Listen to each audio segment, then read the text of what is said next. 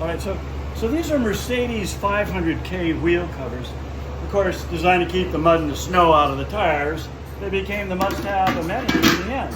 Now we've gone ahead and spun these. We've used our buffing and polish equipment, our spinning equipment, and even actually a rotating sanding disc here in order to block sand these out for, as you can pretty much see here, the perfect finish. Now, the last thing that we have to do is bring the wheel cover down close to the spokes, because we can't have interference of the wheel cover with the spinner. The spinner needs to be on its own. So what we've done is we made a special embossing tool that allowed us to put the thrust plate on in a way that just captures the last few tenths of an inch to both allow the wheel cover spinner to lock the wheel on and at the same time put pressure on the outer lip to keep it in place. And they end up looking pretty dang good. So what we're going to do is show you how we made the mechanism to emboss this with. Now, these are our brass that we spun on our old 1939 South Bend. And this brass material here is precision measured to do exactly what we want it to do. Now there's a male and a female die. Right here we have the die that goes underneath with a wooden buck on the inside that limits the amount of crush to the exact amount necessary. This is a paper ring, and as we put this wheel cover in place over the paper ring, if I can get it to fit, because everything is just exactly right. It's going to take a second here to reestablish this ring. The ring centers the wheel cover so that we know that we're embossing the ring in the exact correct position. And we're talking the thinness of this cardboard to assure that we're in the correct position. I just made this cardboard new, so I have to kink it just a little bit so we can get our wheel cover to slide over this centralizing device. Hopefully I can get it on here quickly so that we don't belabor the darn video.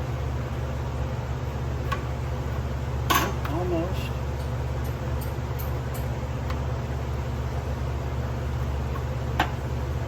Just a half a paper width here. And come on down, baby. There we go. Now that's tight. Now, in order to further centralize it, we need to put another spacer on here. We just carved this out of a piece of plywood. There is an up and a down on this. And it fits paper tight as well. And now, our outer ring is established.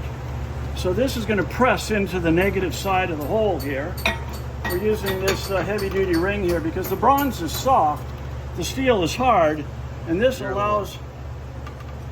You guys centralized? Yeah. Thank you. You're in a better position to see that, Matt. So now everything is set up. Take it back, stand back, maybe look under a little bit so they can see how it's supported from below. We call this the alligator press because, of course, there are very few presses that are wide enough to capture the whole unit underneath. Now, everything is aligned, so we're going to initiate the press operation. You know what? Here, this is off, actually. Let's move there. Okay. Okay. Now we're better. Okay. Okay, so now everything is concentric and centralized. Let's start the crush. Now we want to make sure. See, it's starting to crush right there. Right. And we may want to press on the left side a little bit more. Let's do that. Not everything is perfectly aligned. There we go. Yep. Okay, it's coming down. Now I think we need some more in the back to even it out. So I'm going to roll the fulcrum back. And we'll crush on the back side. And I think a little more on the front now. which we can only do by rotating the thing completely 180 degrees.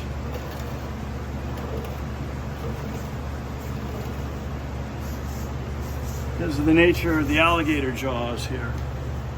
All right, let's crush on the back side now. Get that to initiate downwards. See it moving. It's moving. Now, how about cantilever? A little more on the left side, I think, to make sure we have an even crush.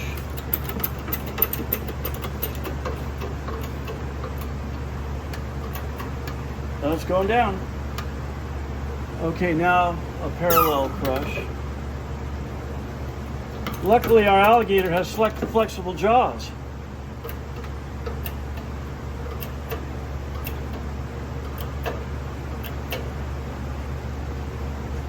Looks pretty even to me. Looks good. Looks good. Okay, make sure. And then I'm going to just give it 180 again to make sure there's no pretzeling in there.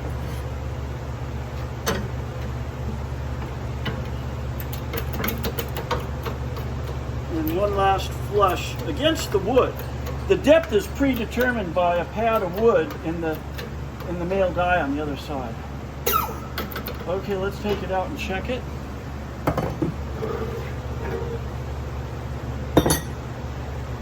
Paper is tight because, of course, the hole in the center collapses a little when we're reducing it.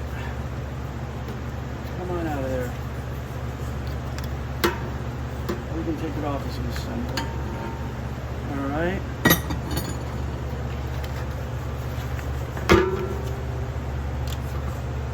Looks like a good crush. Let's check it on the wheel. Yeah.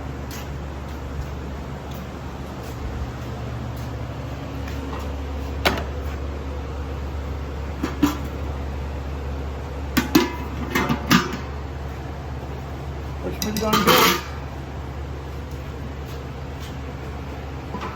Okay.